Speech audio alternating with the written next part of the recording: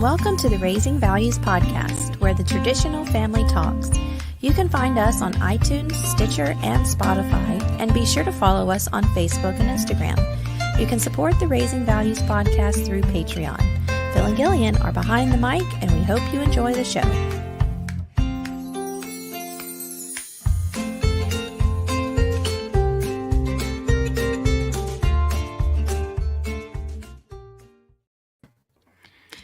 Good afternoon. I usually say morning, but good afternoon. And it's not just Phil and Gillian behind the mic. Today we have a special guest and a dear friend, and I love her so much. She makes my heart so happy.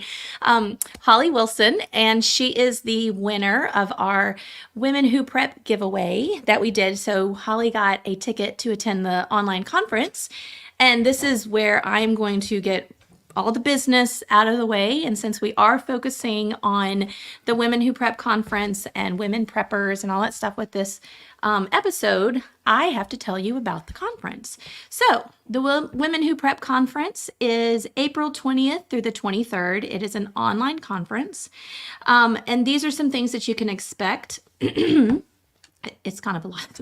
Access to 15 plus sessions on various preparedness and homestead topics, a mix of live and recorded conference sessions, community group just for attendees, which is off of social media, pre-conference live chats in the community, giveaways, and you get recorded access through July 2024. So you get your ticket. You don't have to attend on those dates. You have access through July. And I also wanted to tell you more about the speakers. So it said 15 plus speakers. And so these are some of the topics that we will be covering during the conference. EMP Grid Down. It's a panel discussion by a couple of people. There's going to be on that one. Intentional homesteading. And let's see, I'm keep on going. Backup wireless communications. That should be a fun one. Again, with the EMP down. Abney Acres. I love that. Skill of suturing demonstration. So there will be demonstrations. There's also live Q&A. So the assessment of lacerations. Phil and we did a session. It's prepping with kids. And then I was also part of the urban and suburban prepping panel discussion. And I might be doing the live Q&A at the end of the conference. I need to confirm that.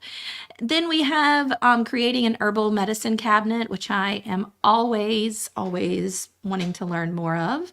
Northern gardening, cooking off grid, small space prepping. Emergency evacuation preparation, off-grid 101. Refuge, medical, and how to cook indoors when the lights go out. So as you can see, there's going to be tons of topics that we will discuss, giveaways, there's sponsors, there's vendors, there's all sorts of things. So if you have not gotten your ticket and you weren't as lucky as Miss Holli here, then there is an affiliate link on our Facebook and our Instagram on the link tree. Use that affiliate link because you love me and you want to help me. Use my affiliate link to grab your ticket for that. And of course, you can buy as many tickets as you want through that affiliate link. I won't be mad, but so there's all the business. And welcome, Holli. I'm so glad I said before we started recording, I said, I'm so glad to see your face. I wish we got to see each other more often, but I will take seeing you through a camera if I can't hug your neck in real life. But, and Phil's here. Hey, Phil. Hey, we're glad you're here too. We're glad you're here too. Yeah, I mean, just the nameless, faceless podcast producer. Well, I always feel like when me and Holli get together, and it was for me when I first met Holli around that campfire in Arkansas, it was like, I've known you my entire life, and I just want you to know how much I love you. And it was my first time getting to ever meet her, and I feel like it's always like that. It's like that friend where you may not talk for a year, but you pick up right where you left off, kind of thing. So true. That's so true. It is. I feel like that with you. And maybe I'm being a little gushy, but that's what it is. So no, I think that's one of the things that's so much fun is because I felt the same thing too. And we just instantly felt like we were part of that community. And some knew each other a little better than others. But now, I think we we pick at each other, we love each other, all of it like we have known each other forever. I know. That's Y'all are about our it. chosen family. And mentioned earlier, I know you're here still, but me and Holly are Still going here. I mentioned earlier that it was a day for our patrons and a day for our chosen family because we just went to lunch with Joe and his family who are in from Missouri. They went to the coast in Mississippi, and then they came over here this morning for brunchy breakfast, lunch kind of thing. And so we've spent the morning with some of our family from Missouri, and now I'm spending the rest of the day with you, or not the rest of the day, but at least another hour with Yeah. you. And so it just reminds me of how blessed we are with this podcast, and mainly yours because our patrons have come from you, mostly from the matter of facts. But anyway, I will stop gushing. We will get to the point. That was almost 7 minutes of me rambling, but yeah. Do you have anything to say? No, I'm just feeding you the rope. Well, We're Holly, glad you're here, Phil. We're glad you're here. if you don't mind, just kind of do a quick introduction just so people know who you are and we didn't just find some random person to come on board today. Well, it doesn't get more random than me at times. So, but you get what you pay for, right? So, my name And is we're not Holly paying Mack. for you. I know, exactly. That's my point. So my name is Holli Mack, and I live with my husband and my son. We live in Alabama, and we are just so excited to kind of be part of the Matter of Facts and Raising Values family. My husband, if you have followed Matter of Facts at all, or if you're part of the chat, you are well aware of what he does. But our jobs are as different as they come. He is in law enforcement and has a background in law enforcement. And, before we started recording, I joked about how I'm in my bougie home office downstairs with, the pink curtains and all the frilly things, which is about the only frilly space in our house. But I have a little more what I call a bougie job. But so we just love family. We're a big supporter of family, and we love getting together with our friends and all those fun things. Awesome. Well, okay, so that's going to bring us to our first banner. This is where you come in for this show. Okay. All right, so everyone has heard the story of me and Phil and how we've gotten into prepping. In fact, if you attend the conference, you can hear that story one more time. But what got you into prepping, and how long have you been prepping?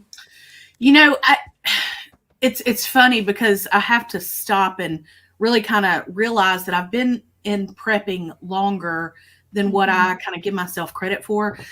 Growing up, as far back as I can remember, my mom and dad kind of instilled that in me just a little bit, not to the extent that we do it today. But, I remember anytime we would get in the car, my mom always had an emergency bag. And then, of course, when I, became of driving age, the priority was you're going to learn how to change your oil. You're going to learn how to change your tire. You're going to have an emergency bag of your own. So, we've always kind of had that emergency bag in the car. And then in our, what we call, our tornado safe space. I mean, here in Alabama, we're in the Southeast. Tornadoes are a common thing.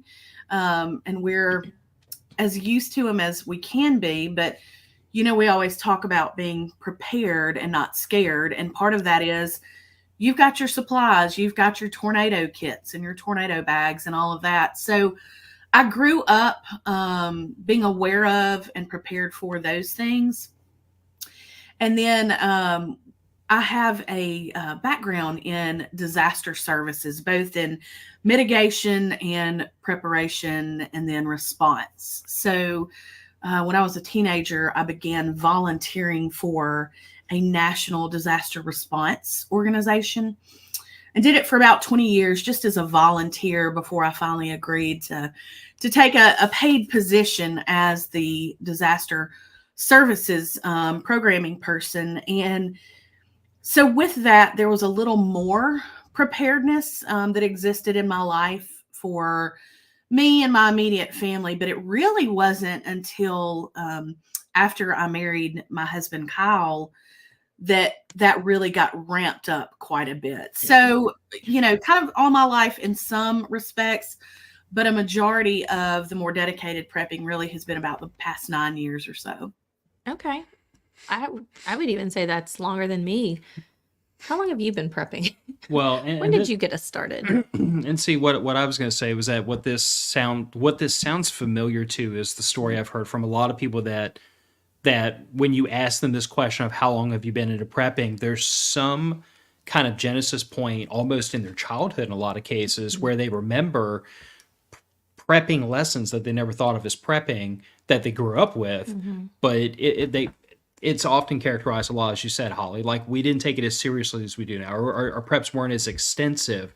Right. And I would just say that, like, it sounds to me like your experience matches Gillian and I's, where, like, the methodologies of prepping were there, if not exactly the way you implemented. Like, when you grew up in North Louisiana, ice storms and tornadoes, they're part and parcel of living up there. You learn what to do to get ready for them because that's your environmental hazard. Down here on the Gulf Coast where I grew up, it's hurricanes. That's our bread and butter. It's like I told the Oliveras this morning, like it's not if a Cat 5 hurricane wipes out 5 zip codes down here. It's when. Because you throw enough of them up here through the Gulf Coast, you're going to catch one eventually. So a lot of the things I grew up with that, like, my parents would never characterize themselves as preppers, and we never called any of that stuff prepping. We called it getting ready for hurricane season. It was just a normal part of life. And the only difference between what I grew up doing that my parents taught me and what we do now is we've just expanded on it by orders of magnitude. Yeah. Right. Yeah. We'll start seeing the stuff from the government soon, our local governments, because June 1st is the beginning of hurricane season. And now normally, knock on wood, we don't normally see a hurricane until late August is when we'll start to see them. And they really ramp up between August and November. But yeah, it's, me asking you, how long have we been prepping kind of thing. But yeah, now that you remind me, I've been a prepper for a long time. But we never thought of it that way growing up. It was, I know this threat will come to my doorstep eventually. Sure. I better be ready for it when it comes to my doorstep. Yeah. And the only difference between what we did back then and what we do now, from children to adults, is the threats might be multiple. There might be different threats. We're still looking at some of the old threats. We might deal with them different ways. But it's all based on the same methodology of, when you have the worst day of your life, do you want to be in a better or worse position to deal with it? Yeah. Yeah. And you don't get to pick that on that day. Right. You pick that today and you get ready for that day, not knowing when it's coming. So then I think it's safe to say most people start down the prepping road almost like in regards to their natural environment. They're going to prep for tornadoes. They're going to prep for ice storms or, whatever. And sometimes it sticks and then sometimes it grows. And so that kind of leads me into my next question with how have your family evolved since you started? How has your family... My inner grammar teacher is screaming right now. I typed these up 3 minutes before we went live. Minus 2 points here. How has your family's prepping evolved since you started? In my defense, I'm a math nerd, not a grammar nerd. It's okay. It's okay. It's life. It's been funny because I think I had a little bit of a background in prepping, and Kyle was a prepper in very different ways. And, it wasn't a, hey, woman, you're my wife now, get to prepping. There wasn't any of that. But that's what I did with you. Like, Gillian, get in the kitchen and rattle them pans. And while you're at it, but make me a sandwich. That's right. So I had a specific mindset about what prepping was for me and what it had been for me. And then I think Kyle had a mindset of what prepping was for him. Well, Now we're a family and it's a little bit different. Oh, well, now there's other people to think about. And Mm-hmm. oh, there's other areas in which to prep that I had never considered before. Yeah. So, to be perfectly honest, when we met and dated, and even after we'd been married a little while, I would look at him and think, why are you so crazy? Like, what are you planning for? What are you thinking? What is wrong with you? But it's real, y'all. It is so It is. true because, I'm thinking, oh, we've got a little extra money in our budget. Let's buy a beautiful piece of furniture for our home. And he's like, I need more ammo and I need this and I need this. And I'm like, why are you so crazy? Like, what are you planning for? The apocalypse? But it Yes. really, exactly. But it did make me kind of stop and kind of put myself in his shoes and Yeah. to get him to consider putting himself in mine as far as prepping went. So it's funny because it was almost piecemealed in the beginning. But Mhm. now as a family, we are intentional about it. And I will say we're not like super, super methodical. A lot of what we do is just understood and it comes naturally. And we've also, had to be a little bit careful because whereas family is our priority and we're going to, Mhm. make sure that we're prepared.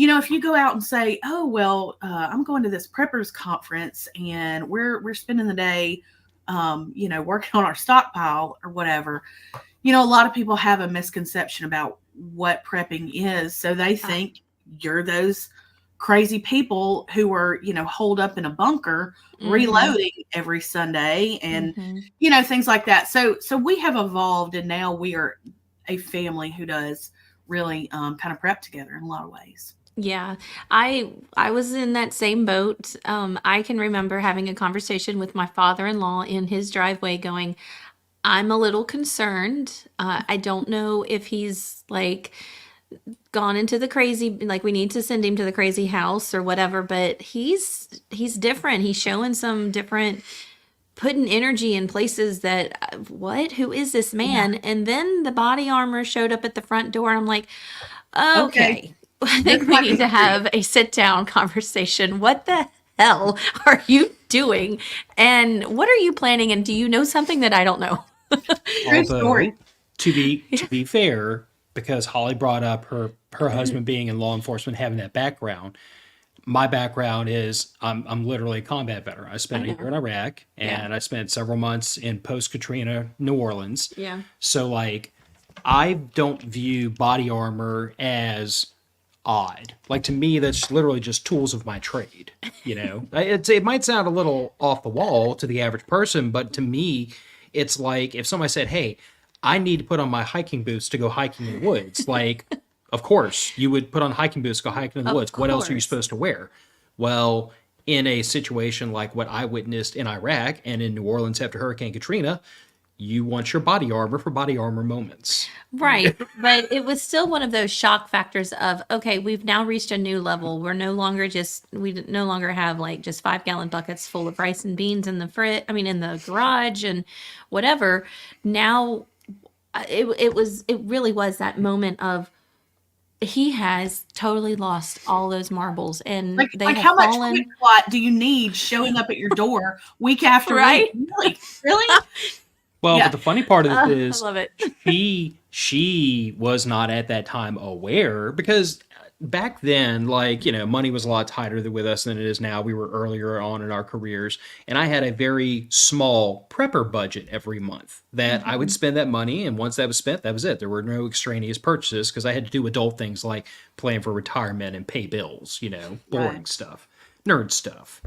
But that budget got spent every month, whether or not you realized it. So there was more ammunition and more medical equipment in this house than you realized at the moment the body armor showed up. Like to you, that was the moment where you were like, oh no, we've reached a new level. And to me, I was like, if you only understood how much other stuff is squirreled away in this house right now. Look, it Well, got very real for me very fast because right after we got married, um, we're in our house and we are getting ready to go on a day trip. And our first big purchase together, right after we got married, was a gun safe, not just any ordinary gun safe, a very particular gun safe.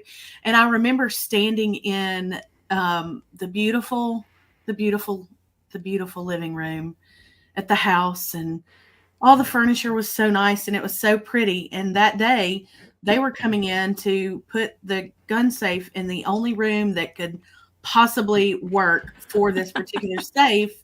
And then I was like, how are we going to camouflage this? How are we going to work around this? And I was like, okay, it's real now, so that was in our previous house. And that was, that was kind of that day that I was like, okay, you've either got to embrace it or be okay being a single woman for the rest of your life.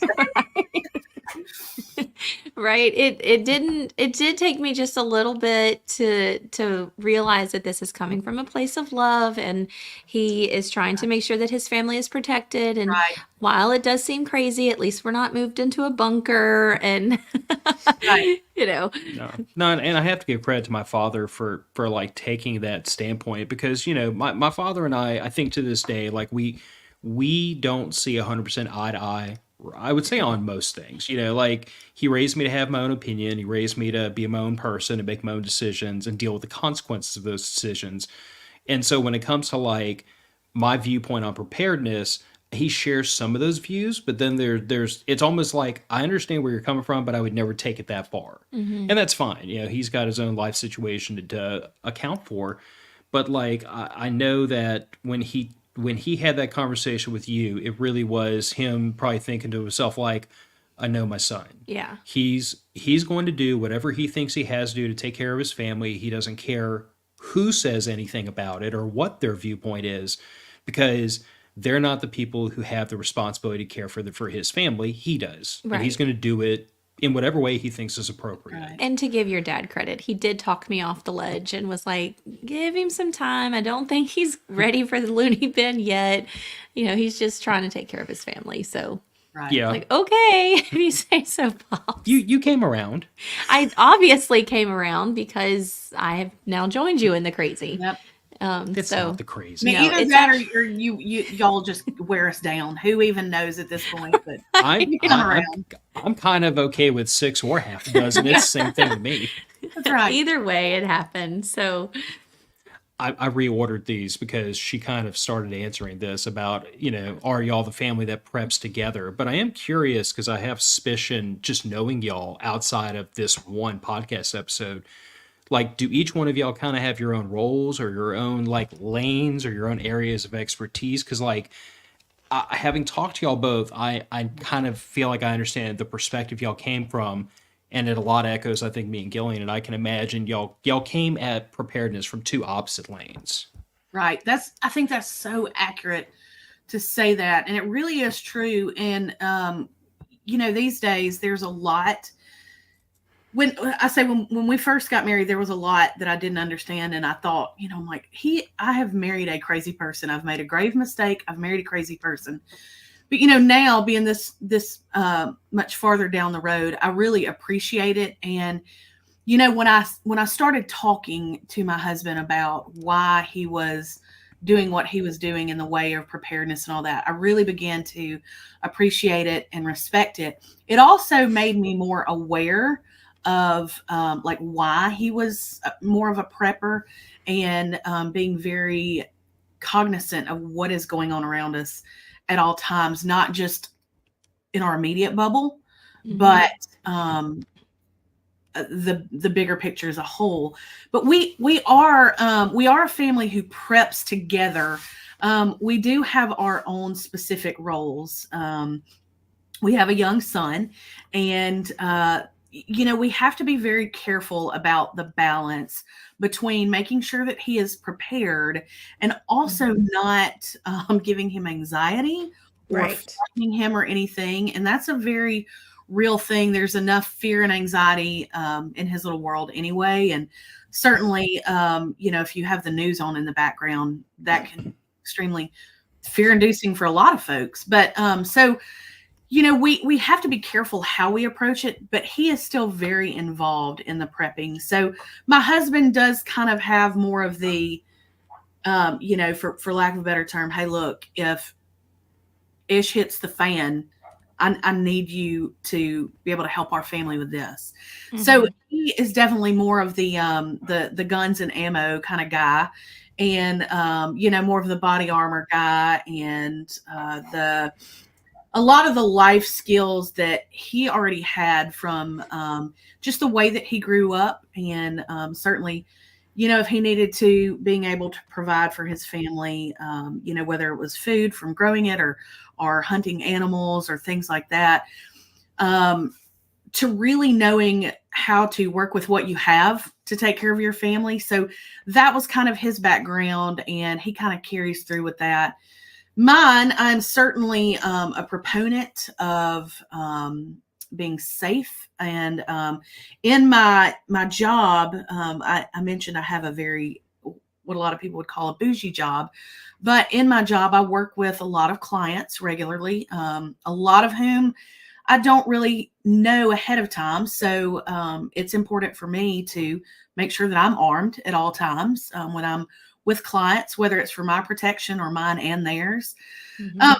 So I do a little bit of prepping in that way as well, but mine is more of the, homestead type prepping, Mhm. and the canning, and the making sure that we have the bucket full of flour and sugar and rice and beans, and, taking stock of that. Our son has, you know, kind of embrace that. When we go to the store, we'll, pick up a few extra things, and I'll ask him to pick out some of his favorite things as far as canned goods go, and he helps inventory things. He has some responsibilities of how to take care of our pets if we were to get into a situation that warranted, hey, the grid's gone down, how are we going to respond? I am medicine and food and healthcare. Kyle is the guns and ammo guy. Our son is how are we going to take care of our pets, and things I like love that. it. So we all do it together. We don't wake up and say today is prepping day, but it's Right. something that's just an ongoing thing with us, and we Yeah. we work it in as we can, and where we can. I love that. I love to hear how y'all have incorporated H into all of this. And yeah, you'll certainly see that he is going to evolve on his own as he grows older, and then his roles will change as well. And it made me think of something that happened recently in our house a couple of weeks ago, a few weeks ago now. I wasn't sick or anything, but I had an emergency visit where the doctor had to tell me that I just got up too fast. You're just getting up. You're too old now, and you just got up too fast. And you got dizzy, and you passed out. Well, it happened at 5:30 in the morning. It's dark outside, so there's no light in the bathroom. And I had told Piper, I said, I'll go get Dad. I don't feel so great, and I passed out in the bathroom. It was so incredible to see how my 11-year-old child reacted to that. It wasn't a She claims that she wasn't scared, but she went into straight on, we need shoes, we need keys, we need this, we need that. Dad's got mom's incapacitated, but I've got these things. And they Awesome. weren't necessarily anything that we had planned for. We never truly went over, this is your role if mom passes out in the bathroom. You don't plan for those kinds of things because you're not going to think about everything. But I saw my kid in a whole new light. She had matured through this whole process of being in a prepper family, and she's been a prepper her entire life. So once I did come to and I was able to hold my own, and once we, especially got into the ER, and I was so apologetic, and I'm thinking I've scared my kid. I've passed out. I wasn't able to help or do anything, and I didn't want her to think, "Oh, mom's dying" or something like that. The way that she responded was just so mature, and in such such true prepper. She takes after her dad. Shoes, she brought Phil his shoes. She made sure he had the keys, everything. She just thought of everything. So she at one point, like, she made the decision as I was walking you out to the truck, because like we live so close to the nearest emergency room that I was like, if you can still motor under your own power to the truck, I can get you to the emergency room faster than an ambulance can get here. Mm-hmm. So let's just like cut out the middleman and just take you ourselves. One of the benefits of living where we do, even though I'd much rather be like 100 miles back in the woods, but I'll take what I can get for the time being. But yeah, she, like, as I was walking you out, she took it upon herself to go looking for her. She went to grab the spare set of keys, thinking there will be a house key on those. I can lock up the front door while Dad's dealing with Mom. Now, we don't have a house key on the set of keys she grabbed, so she got to the front door and, wasn't doing her any good. But the point is still that, like, she wasn't panicking. She wasn't She didn't losing panic her at stuff. all. Her brain was fully engaged on how do I get Mom and Dad where they're trying to get. Yeah. Like, as soon as I said we're going to the emergency room, she didn't say a word. She didn't wait for directions. She went straight to her bedroom, got her shoes on, came back. But I think a lot of the kids that are part of this community really kind of hone in on those critical thinking skills a lot. Yes. Because I agree. I think just in the time that we've been around y'all and what we know of y'all and the conversations we've had, it's similar to the way that we work. One of my son's favorite games is would you rather do this or that, and he loves it.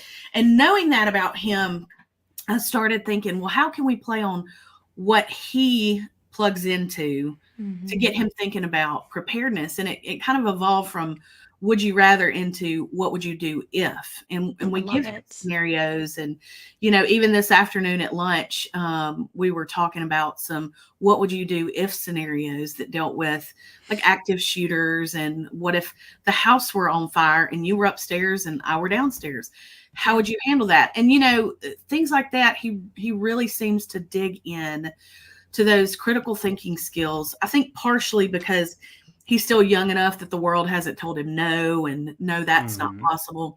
So in his mind, hey, anything is possible, And then also partially just because we run scenarios with him a lot. And when we go out to eat and where we sit in a restaurant, we'll have those conversations. Harrison, if someone came in and did this, what would you do? So he thinks about those things in real time too. And it just comes naturally to him in a lot of cases now. And he's not the weird kid. And it's neat to just be out with him on a regular day and have him think about or say something and it clicks. You're like, okay, my kid gets it. He gets it. Yeah, okay. So that's been kind of neat too. Yeah, I've loved watching all of our kids evolve through this lifestyle and figure out, what their role, what their not real role, but what their role is in the family. And then what is their role going to be? Because we have friends in our community that within the Matter of Facts Raising Values community whose kids are a bunch older. They've graduated high school, they're in college or whatever. Some of them are going off to military school and whatever. And so I know that those roles for them have also changed. And it's actually so much fun to watch them grow up. And one of the things that we had talked about when we had Sarah and Brock on a couple of weeks ago was when we all go to prepper camp, we just let our kids become feral again and let them run off and do their own thing. In the woods, go have fun.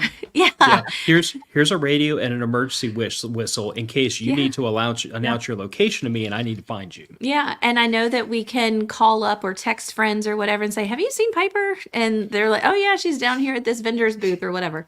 So, and so I think that's another aspect of how we raise our children in this lifestyle is we allow them to be feral. We allow them to have those moments where they have to use those critical thinking skills because mom and dad may not always be there. Mom and dad have sent you off into the woods and kicked you out of the nest, babe. So, if you come across a snake, what are you going to do? Or if you get in a boat and it capsizes on the lake while you're fishing with your friend, what are you going to do? And so But more than teaching specific skills, I feel like what we in this community are teaching our children is the thought process of a person that's preparedness or survival minded. Like the thing, Holly, that you brought up, like playing what would you do with your son, Like that's exactly what I used to do with Piper when she was younger. Yeah. And in big boy terms, we call it war gaming. It's you're presented a Right. scenario.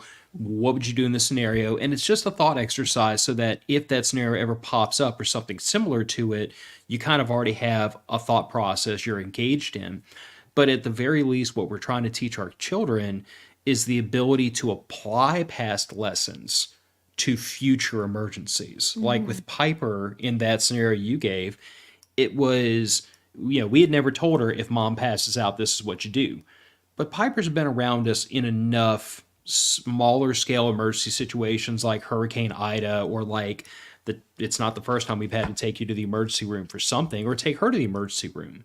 And we all know, like, these are the things we need to do to get this person taken care of. Right. But almost more importantly for her is the fact that in those emergency situations, she's never observed two parents who were sitting there with their finger in their mouth, not knowing what to do or Right. freaking out or losing their stuff. Like, she's observed mom and dad, maybe there's some fear. That's fair. That's well within bounds to be scared when there's reasons to be scared. But she always observed mom and dad. I have a plan. I am executing the plan. I am holding my family together. I am not worried about this little thing right here. I'm still looking far off into the distance so that the next phase of this emergency I'm prepared for. Mm-hmm. And those are lessons we've tried to instill in her and you've tried to instill in your son. Right. It's teaching a person how to maintain their calm under pressure. And that's a hard thing to teach, but I find it kind of comes naturally to people in this community for some reason. Like, because we've instilled in ourselves, we're naturally going to try to instill that in our kids. Yeah. And as a mom and a teacher, you see that instilling these things in our children now, and it's like we say on this podcast all the time, is we're raising adults, and so we want to make sure that when they do fly the nest, they are prepared and they can think through those scenarios. Because it's like I told Piper the other day, she was upset about some assignment she had for school, and I said, sweetheart, it is only going to get harder from here. Like, you are about to be in high school, and this assignment is nothing compared to what you're going to have. So we're going to have to teach you some coping skills. And that is really what we're doing, is we're teaching our kids how to cope through the hard, stressful situations that they're going to find themselves in as adults.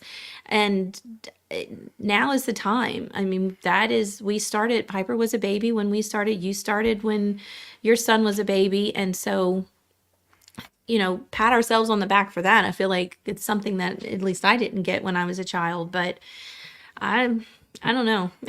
I think it's great. I mean, I can remember being fairly young when I got the speech from my dad about, like, my job's to prepare you for the world that I'm not in to protect you Right. anymore. Right. And like, I couldn't tell you how young I was when I got that speech, but I remember at the time being like, oh my God, what do you mean you're not going to be here? Like, that was a concept for me to embrace, was that my dad's job is to prepare me for the day I have to live without him, without that guidance and that protection and everything else.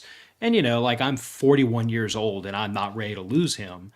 But I know that if I had to, my family would be taken care of. We'll get through it. Yeah. Right. So I think that's a thing that, like, we prepare our children for, maybe younger than some do. But it's just to try to, like, the reason most of us came to preparedness was to take care of our families, with the understanding that there will be a day we're not going to be there to do it. So we have to prepare them to take care of themselves too. So Holly, I know you've been prepping for a very long time, but what came naturally to you? And then what would you say is your biggest obstacle in prepping? I think what came naturally was making sure that we were prepared for, the pantry, that the pantry was always stocked. That's That was important. that was a very natural thing. It was kind of an easy transition into getting more prepared in that way, as far as learning to can. I had never been a canner until a few years ago. And then, my father-in-law is so gracious and gives us tons of fresh eggs and vegetables and all those things. And I thought, well, we can't let this go to waste. There's only 3 of us. We're not going to eat all this in a week. What can we do? So I learned how to can. and then realized it was not as daunting as I thought it was. I absolutely love it now. But, those kind of things, just making sure that our pantry was stocked, making sure that we were stocked with any medical supplies that we might need, those kind of things, making sure that we had that emergency backup with our finances and Mm-hmm. access to those things. Because let's be honest, we in 2011 here in Alabama, in the part of Alabama where we live, we had a major, major tornado that came through during rush hour one day, and it took out all of the non-government agencies that work in disasters, such as the Red Cross, the Salvation Army, things like that. It took out all the local police departments, all the local sheriff's departments, all the communications towers, every major fire stations, multiple fire stations. So Unbelievable. all of these people that had always been the first responders were suddenly dealing with taking a hit, at ground zero themselves. How do you respond as a community? Well, guess what? If the first responders can't get to you, how are you going to take care of your family? So, Yeah. communications really took precedence at that point for our family, those emergency communications. I went through coursework and studying to get my ham license. My husband made sure that we had plenty of, handheld scanners and things like that, ways to communicate if the grid goes down. And let's face it, it's not if, it's when, It's guys. We when. know that. Mhm. And Cell just a phones few went weeks berserk ago, just a few weeks ago. just a few weeks ago, Mhm. all the we saw the Meta platform was down, and the cell phone platforms were out. So, well, guess what? When you can't use your credit card, how do you get gas? Well, Yeah. what if you can't, get to a gas station and they can't, take money? Do you have gas reserves? And, so little things like that. So it was just kind of natural to make sure that we had some of those extra things that we do anyway. Hey, next time you go to the store for Band-Aids, let's pick up some extra ones. Or let's take it a step further and think through, if we went through something like that again, what could we possibly need? And let's go ahead and get prepared and have those things on hand. As far as obstacles, initially, I think it was just space. In our previous home, we were, I was already established as a single adult, and my husband had been established as a single adult. And then you get married and combine things and move into one household. And so physical space was kind of an obstacle at first. That, and again, just the misconception of what it means to be a prepper, and to think, are we fixing to alienate ourselves from our friends? Are our friends going to understand what this means? Or are we fixing to ostracize ourselves from our social network? So, that was a little bit of an obstacle. And again, as Phil mentioned, kind of when you're starting out, your budget may not be what it is several years down the road, or when you're more well established in your job. So really having to prioritize what your finances are and what you need, and how to marry those things together. Yeah. I'm sorry. I recently did the Women Who Prep live panel discussion, and I probably shouldn't say this, but there was a part on there where we were giving advice to the people listening. And the question was, what would you give? What would you say? And I used the term, how do you eat an elephant? You eat it one bite at a time.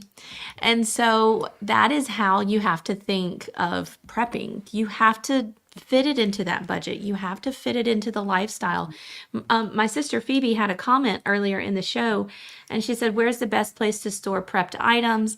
And what is the most valuable thing that you prep? This answer changes for everybody and in every situation. And I don't know if Phoebe is still on, but it's really dependent on where you live. There are people that have basements. We don't, you don't. And so our prepping took over a bedroom and our garage for the most part. I mean, our preps are pretty well packed. Well, they're in they're they're in a lot of diversified places. throughout Now that the I think house. about it, Yeah, I it's mean, true. what I would say about the where do you store prepped items? The answer is wherever you can that it makes sense to. Like if you Yeah. have a garage and it's secure Mm-hmm. and you're willing to go out there and check every so often, make sure there's no pests or anything eating on your stuff, that's perfectly within bounds. I would say that where you store your things is a very individual situation, and you need to take into account what the environment is. Is the thing you're trying to store safe out there? Mm-hmm. Like, obviously, like if it's something that can't tolerate a lot of moisture, I'm not going to leave it out in the garage for a long period of time down here in South Louisiana because the humidity is like 110% most of the year and it'd get ruined. I'm not going to secure firearms out in the garage, for example, because they'll rust themselves to pieces.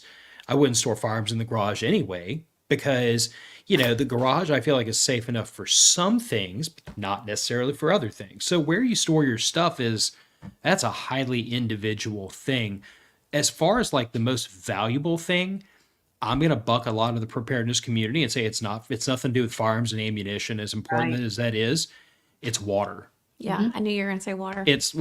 But let's go back to the tenets of preparedness. Mhm. Like how long can you live without shelter, water, food? And the truth of the matter is, you can make it about, supposedly, I know this is not a hard fast rule, but like it's 3 weeks with food, 3 days without water, 3 hours in an inclement condition without shelter. If you're in a home, you have shelter dealt with already. You've got 3 days to find drinkable water that is going to give you dysentery. Mm-hmm. So I always tell people, I'm like, optimally, you bring all these things up evenly. But the very first thing I always tell people is, I'm like, if you don't have water, that's, in my opinion, it's one of the simplest things to cross off the list, and it's one of the most important. Yeah, And if your immediate reaction is I'm on city water, what happens if I turn your water meter off? yeah. And if What you're happens if a tree falls on your that neighborhood holding tank holding that tank? got hit by a pine tree after Ida, we woke up the next morning with no water pressure, and we've Yeah. got, I mean, like, the water prepping plan that I put together, stretch it out max, it's probably 28 days. It's about what I calculated. Now that's a half gallon a person, so we're talking about extreme. That's like no showering, no bathing, no brushing your teeth, no coffee. That is literally like max sustainment, but it's still a 28-day supply of bottled water, Yeah. which is enough time to get me set up with the stuff I have in the garage that's all collapsed together with some Berkey filters and some other things to make a gravity-fed water filter system. We've got 35 gallons out back hooked up to the downspouts, and I'm working on a 110-gallon rain catch too. So, long story short, water, most important thing. You're not gonna get very far if you don't have clean drinking water. Right. Yeah. So, yeah. There was, I think, 2 more questions, and we've got about 10 minutes or so, so you'll have to go back to banners. Oh, Hi, Nina. I'm so glad you joined us. we can go as long Because- as she's got time for, though. Because I know that you join us in the mornings, and I wasn't sure if you were going to join us this afternoon, so I'm glad you are while you're shopping. All right. So, what advice would you give someone that's just starting out? I would say, kind of, how do you eat an elephant? One bite at a time. Yeah. I would say start with one thing at a time. Start small. You don't have to go out and buy all the guns and all the ammo and all the 5-gallon buckets and fill them up immediately. Mhm. But figure out what some of the most important things are for you, for your family, and start there. Do you have an emergency bag for your car? Okay. Yeah. Easy Do peasy. you have one for your house? If there were to be a weather disaster or some other type of disaster, do you have a little bit of extra food? Next time you go to the grocery store, pick up, a little bit of extra where you can. Anytime you see those buy one, get one sales, grab an extra, put it in the pantry, or put it in a food grade bucket or some bucket that you can seal and take care of it. Little things like that. I think you would definitely do better off kind of being a little more methodical about it that way than going all in guns ablazing, literally, and running around in a panic or trying to get all the things done at once, because it's an evolving process. The basics are important. The basics are so important. Yeah. And then once you kind of get the hang of that, you begin to understand what your family can handle or what more specific needs they would have, things like that. You definitely don't want to get into a situation where your supplies, as far as perishable things or eventually perishable, go bad, and you have, rancid flour. That's not going to do you any good, things like that. But you begin to realize what things your family might need more of. And, like as far as prepping for our son when he was a baby, the way that we prepped for him looked very different from the way that it looks now, so it's an evolving process. But I would say focus, pick those one or two things that would make an immediate difference and start there. And I would add to that too, start with something that comes naturally to you. So when Phil really got into the whole prepping scene, and then I started to trudge along behind him, I was overwhelmed with, okay, we're preppers. That's what this means and whatever. So I had to get past the stigma of, like you said, of we're preppers. Are we going to lose friends and family because of this? Because they're going to think we're crazy bunker people. I never cared. I know you didn't, but I did think about those things. Kyle doesn't care either, so it's okay. Yeah. Well, I've come to learn that, I'd rather my family be taken care of Right. than the opinion of other people. But what I started to do is really start questioning, okay, well, he's got the food and ammo and body armor, he's got all that stuff on check. What can I add to this? So I really started to go down the rabbit hole of medicinal herbs and making sure that if we can't get to a pharmacy, what can I use that is provided in nature to keep my family healthy? And when I tell you a rabbit hole, it's a rabbit hole, and it's so much. You're probably going to laugh at this. I consider myself a green witch now. It's like I'm little witchy vibes going through the forest out next door. Listen, it's funny that you say that, because I have a real, like a legit story about that. Several years ago, I guess when they got really popular, I jumped on the essential oils bandwagon, and my husband has been the absolute worst, making fun of me. And he would say, "Oh, get out your hippie oils. We'll cure it with some hippie oils and all that." But let me tell you what happened. He's hook, line, and sinker in the hippie oils now. So my mother was working in the yard. This has been a few months ago. Mom was working in the yard, in her backyard, and she had a flower pot, and a chipmunk had dug up her flower in this little pot. And she took her finger and she just poked it right down in the dirt and kind of put that flower back in there. And then, a few hours went by, and we had gone to dinner that night. We had an event at the local university, and we had gone out, and her finger is hot, and it is red, and it is swollen, and it continues through the night to swell. The next day, her one little petite finger looked like about 3 of mine put together, and it was red. The skin was about to burst, and we couldn't figure out what was going on. So she had to take a trip to the emergency clinic and all that kind of stuff. Short version, she ended up on an IV drip, a 24/7 constant drip for her finger. And they said, "Oh, it's cellulitis that has set in." And she was in extreme pain, and it went on and kept getting worse, not better. She was on extreme antibiotics, y'all. And you know what antibiotics do to you. And she was getting as many probiotics back in there as she could to kind of help, counteract some of the results of those antibiotics. And it was not getting better. And to the point where we were worried she was going to lose her finger. Insert the hippie oils. So just, because I'm that person now, I was like, that's it. I'm going, I now grow things.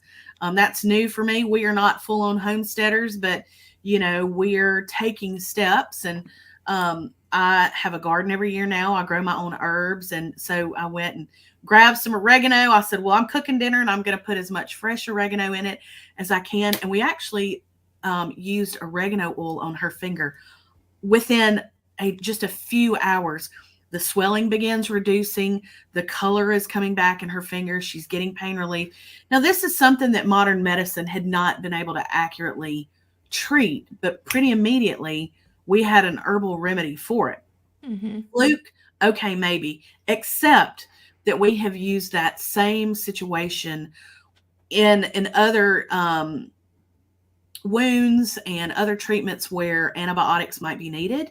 And we've seen bodies resistant to those antibiotics, but we have seen those same bodies, my husband was one of them, respond to herbal remedies. So move over, sister. I'm a green witch with you now. So well, yeah. So that is something that I feel like I bring to the table of prepping, and it really helps with that whole lifestyle within your family when everyone can play a role at some point. And so like I was saying, so start naturally, start with what comes natural to you and go down that road. And while you're building over here with that one or two things, research other things. You're going to need to do your research. Prepping is a lot of reading and finding out what others have done before you that worked and didn't work. And then prepping is also a lot of how people lived a long time ago.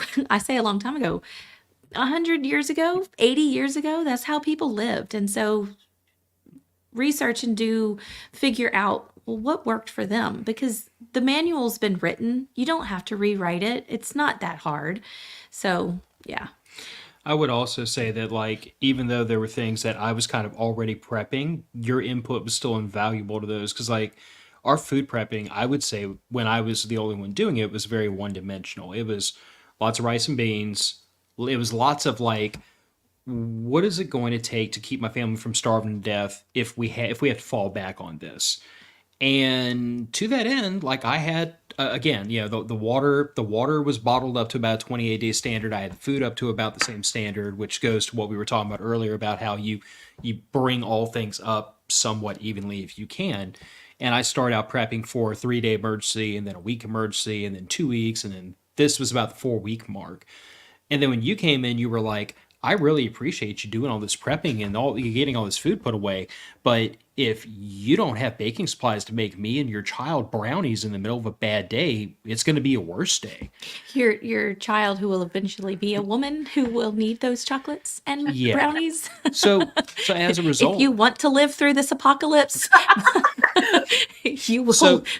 So the 5-gallon buckets of beans and rice, they've more than tripled in count at this point. Like, that's still always going to be a good base reserve of calories. But to that, like, we have, I call it the caffeine bucket. It's a bucket full of green coffee beans, because I roast my own beans, and black tea bags. We have a bucket that's nothing but baking supplies, flour, cornmeal, salt, baking powder, like everything except for milk. And I actually have some powdered milk put away that I hope I never have to use, but it's there. It's there. And, we keep a pretty good supply of eggs on hand.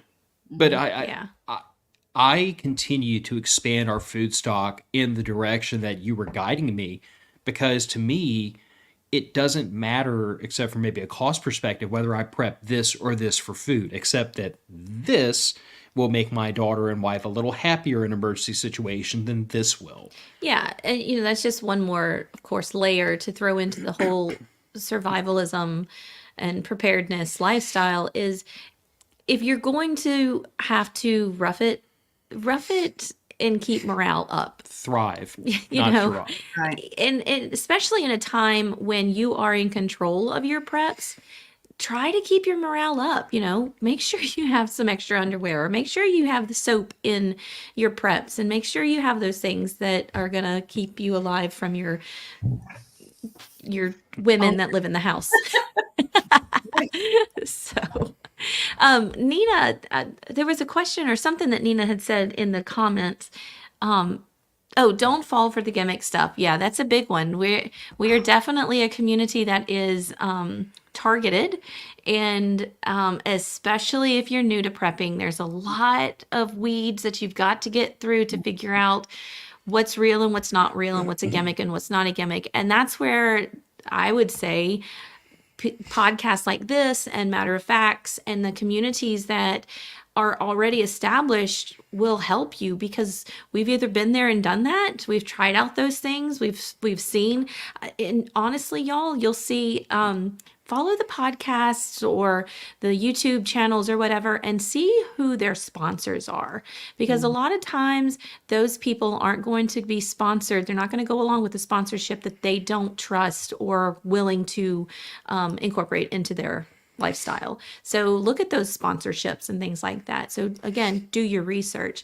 And Nina, I do have to say, I'm super jealous of you because I saw that you have already started on your dandelion salve and you've been working with your herbs already this season. And I have yet to see one single dandelion in my yard that I can go and pluck that little flower and make something of.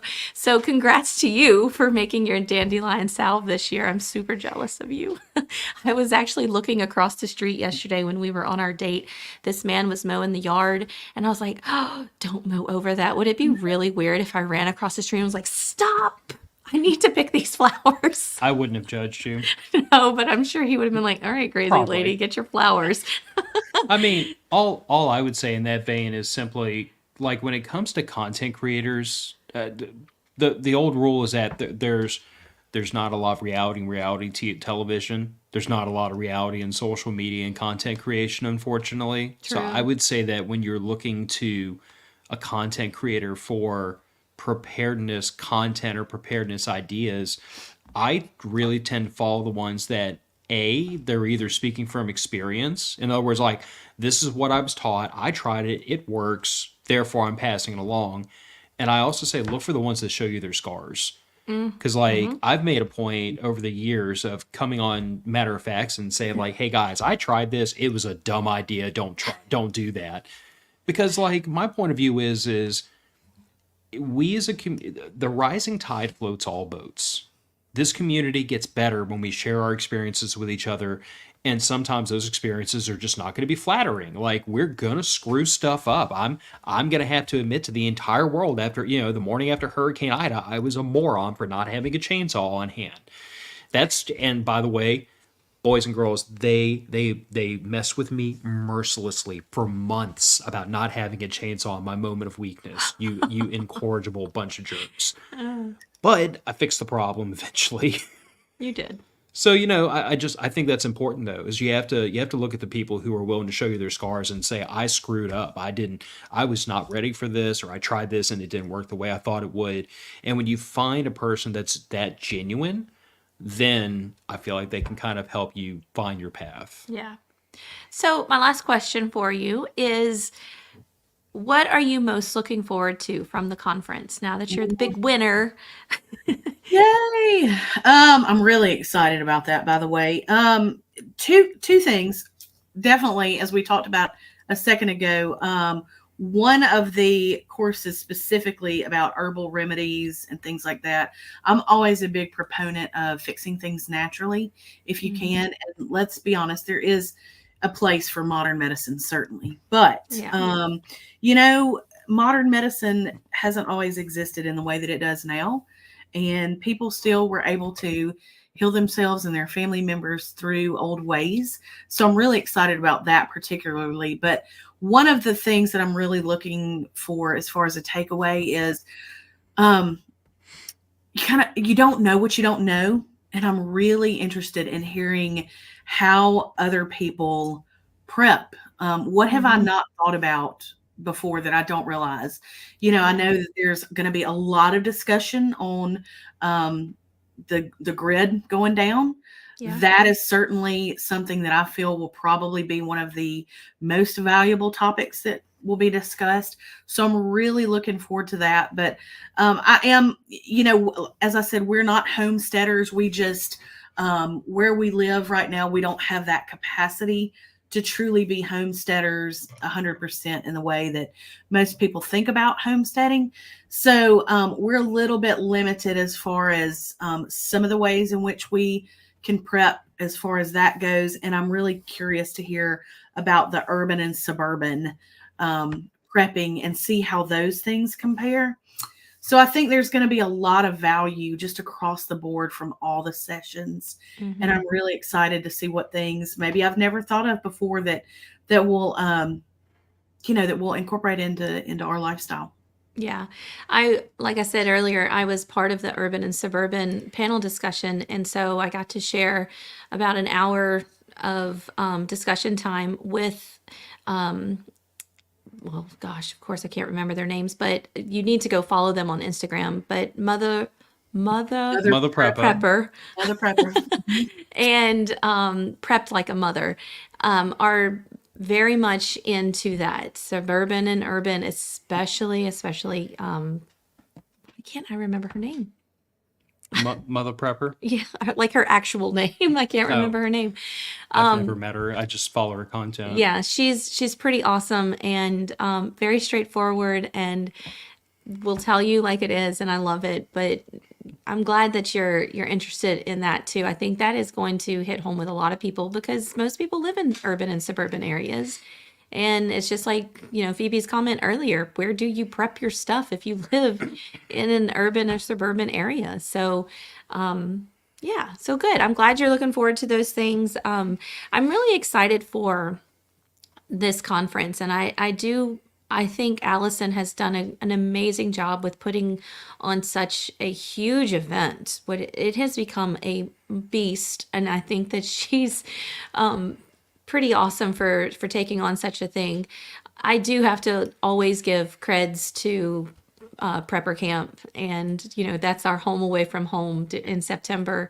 So there's all sorts. I guess what I'm trying to say is there's all sorts of things out there and all sorts of events and people that are living this lifestyle. Some are very quiet about it. A lot of people don't share that they're preppers because they don't want to be taken advantage of. And then some of them haven't quite gotten past the stigma of being a prepper.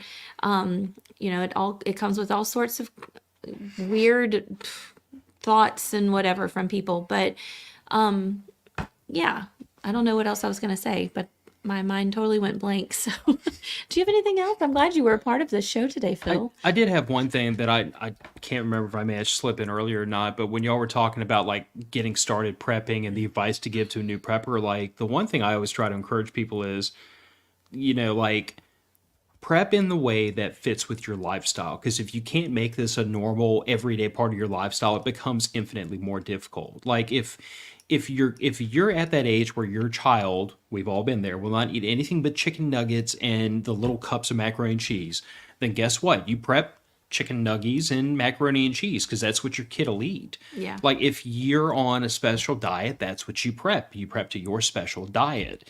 If you have really bad feet, and I'm not judging because I do too, and you need lots of foot powder, you prep lots of foot powder. Like, I don't know a better way to describe it other than like, the simplest way I can tell a person to prep is take all of your receipts from the past 6 months. Yeah. Every time you went to the grocery store or the drugstore or the home goods store, everything you bought for the last 6 months is what you probably need for the next 6 months. So buy double of all that stuff, and you have 6 months of stuff to put away. Like, people want to make preparedness into this separate thing I do from my normal life. And when they do that, not only is it very easy to write it off emotionally for ourselves, because it's like, well, I don't have the money to prep right now. I have a vacation to plan for. But like I always tell people, and Gillian and I talk about this to this day, I still have a prepper budget. I have a line item in my monthly budget that is for prepper stuff. Lately that's been radio gear. Mm-hmm. But is that our cat? Yeah, she's mad because Piper has her door closed. She'll get over herself. But, that's just one of those things that I try to encourage people of is that you have to make this a normal part of your day. You have to make this a normal part of your lifestyle. You have to make this part of your habit because preparedness is not an activity. It is literally a part of a lifestyle. Mm-hmm. And if you treat it that way, it's not weird. It's not something that I sacrificed this so I could prep. It's like, no, I prep because I'm a prepper. Yeah. Right. And then that lesson sticks with our kids better because they grow up knowing if the fire alarm goes off, you run to the mailbox. You know, Leave mom in the dust, but she did exactly Go to what the We I talked mailbox. about that exact thing at lunch today with our son. Exact thing. should I tell you what though, because when I taught her that little maneuver, she was like, what about you and mom? And I said, you leave our butts in the house and you get your butt to the Get mailbox. So going. when she She was. when she blazed past you on the way on mailbox, she did exactly what I taught her to. I will never forget that as long as I live. I watched her run out of this house, and I'm like, what am I, chopped liver? Love Like, what about your mom? But I got a She's big like, deuces. See ya. but we got a big thumbs up from the sheriff's deputy and the paramedic that were in the house. That's very true. Oh And man, anyway, what a good laugh. just make this part of your make this part of your lifestyle. Make it part of your everyday life, and it's not a weird thing, and it won't feel like a weird thing, and you might even have an easier time kind of getting it across to those friends and family and neighbors that think, preppers are the crazy bunker people, is be like, well, no, I'm not a crazy bunker person. I just say that, like if I lose my job, it'd be nice to have some savings. Right. Or if there's a tornado, it'd be nice to have stuff to deal with the tornado, Yeah. Don't make it a weird thing, and it's not weird. Yeah. Well, Holly, thank you so much for coming on today. I cannot wait to hug your neck in I June. know. Thank God. And in saying that, June is our family matter of facts raising value family camping trip. We usually do it in March or April, but this year we moved it after school got out for the summer. There is still time to become a patron. You have to be a patron to go on the Matter of Facts Raising Values family camping trip. So there is obviously some information in the show notes below of how to do that. And then you'll get an invite to be a part of our family. Otherwise, I think that's it. Prepper camps in September. Well, yeah, Prepper Camp is in September. It'll be If- here before we know it. Yeah, salute in North Carolina. If you haven't made arrangements yet, you're already behind the power curve. Yeah, I don't think they have any. Well, You're going to be looking for Airbnbs at this point. yeah, I mean, you might be going as far as Asheville to try to find a place. Yeah. But I would say that, like, for those who are curious about Prepper Camp, even if you can't make it this year, plan to come next year. I mean, it is always, is it the third or the fourth weekend in The September? fourth weekend. Fourth the weekend. Last weekend. It's always the last weekend in September. It always sells out ahead of the event. The tickets usually go on sale right after Thanksgiving. And it is like universally, it's a great opportunity not just to soak up a ton of knowledge from all the subject matter experts that are teaching classes, but quite frankly, I've come home from there just meeting with people around campfires and sharing a drink with them and BS and come home with ideas just from there, because it's not just, 1,000 people that know nothing about preparedness and then the teachers. I'd say half to three quarters of the people that come out to Prepper Camp, they at least have some knowledge of preparedness. And like you said, Holly, they're there to learn the stuff they don't know. Yeah. So I find I've run into people that are everything from former SF guys who could run circles around me with a firearm, all the way to homesteaders, people that are already living off grid now, living off the land because that's just the way they live their life. So Yeah. And then, of course, what the whole show was about was the Women Who Prep Conference. Again, it's April 20th through the 23rd. It's an online event. You don't even have to get out of your pajamas for it. And you can purchase those tickets through my affiliate link on Linktree. And I think that's it. So we will see you next week for another show. Unfortunately, Holly won't be with us unless she wants to, but that's okay. So thank y'all for joining us today. We certainly always appreciate it, and all the comments that came through on all of our comment feeds. And we will see you next week. bye, everybody. Bye.